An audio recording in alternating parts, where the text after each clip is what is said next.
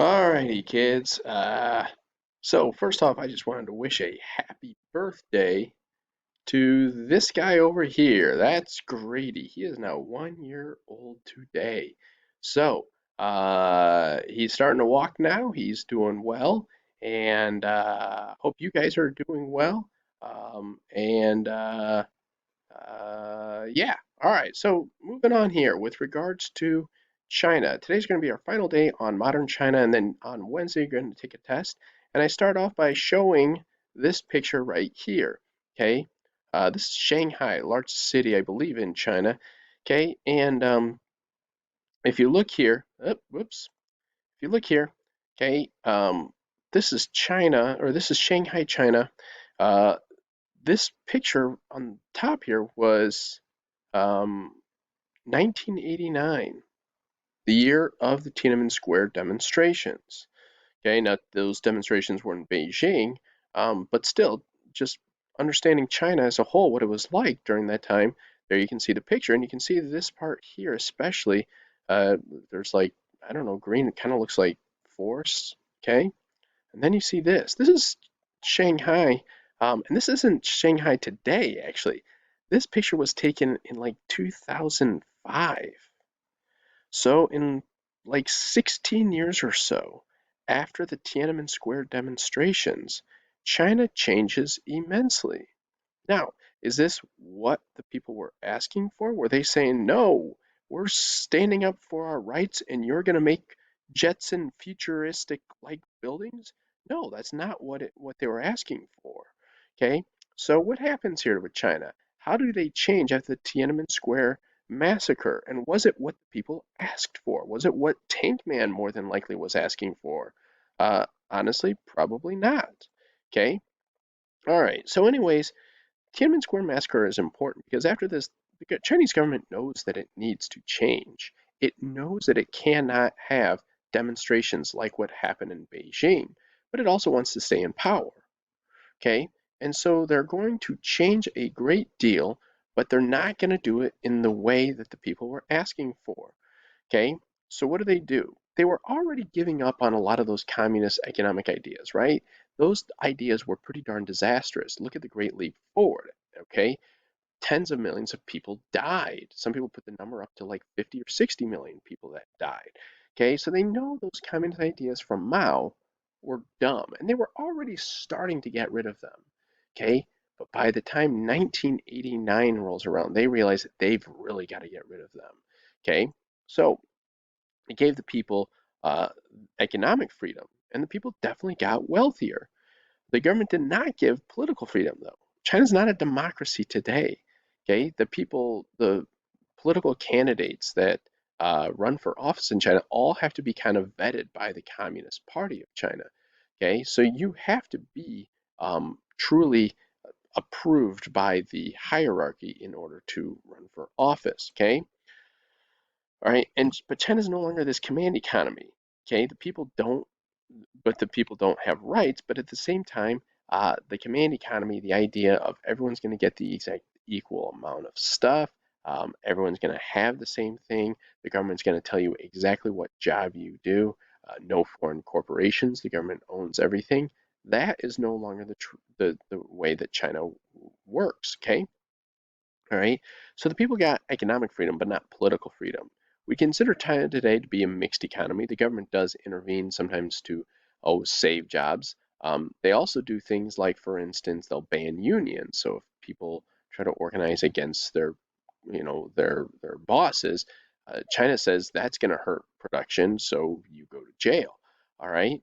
So the businesses are privately owned. Some are government owned. Sometimes when the government says we need this, um, then they basically create factories and give government money to make sure that those factories function.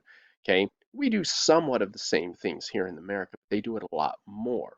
Okay, now, because of their openness, because of the fact that they have allowed foreign corporations to come in, China is doing a lot better. All right, and you see that picture of Shanghai in 15 years. Okay, their economy improved a great deal. It used to be a poor, poor country, and today it's at about the per capita GDP is around like $7,000. Used to be much, much poorer than that. Now, I do want to point out, though, that it's still a lot poorer than the United States. I don't want you to think that China has surpassed us in terms of wealth. They have not, okay? But it is much, much wealthier than it used to be, okay? All right. At the same time, people don't have the political freedom. Okay. Reporters who roll their eyes can lose their jobs. Okay. You cannot look up pictures of the Tank Man. That will get you in serious, serious trouble in China. Okay. Another interesting story about this, okay, is right here. Okay. President Xi, the head of China over here, he kind of looks like Winnie the Pooh. And there were a lot of people that basically would have memes up that show him looking like Winnie the Pooh. So guess what China did? They banned Winnie the Pooh from basically showing, from you being able to look at Winnie the Pooh in China. Okay, so if you try to Google image Winnie the Pooh in China, you're going to have a really hard time finding it.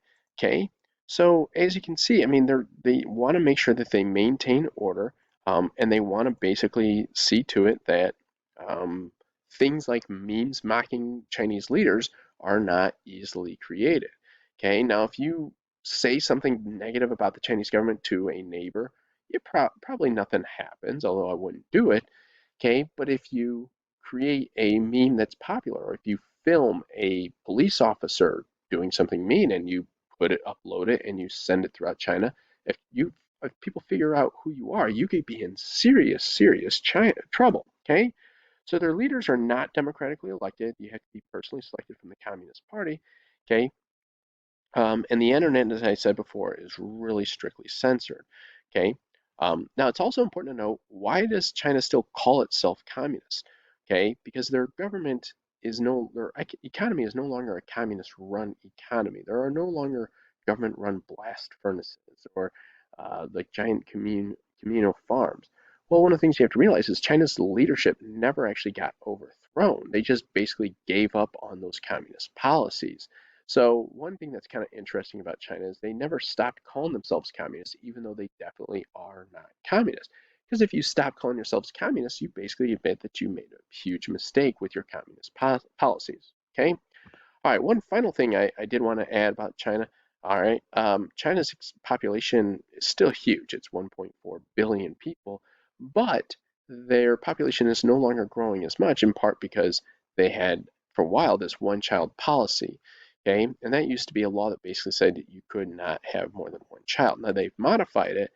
It's more like a two-child policy, but basically China has these strict laws, and you get taxed heavily if you do have more than one child. Okay, just one more example of China infringing on what we believe are rights, and it's not a democratic country, so that's kind of how they do things. Okay, it's not something that we, of course, believe here in America. All right.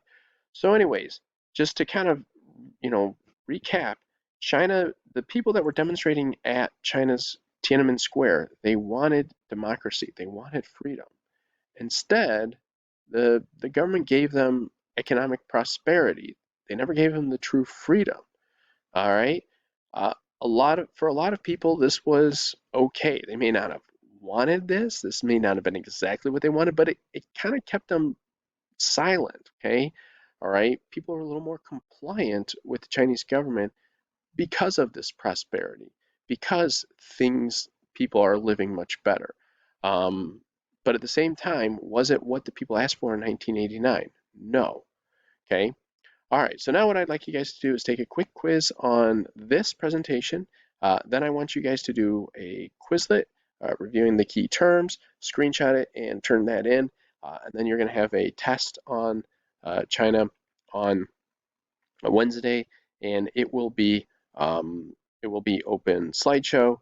You will have multiple attempts. Okay. All right. Thank you. Have a good day.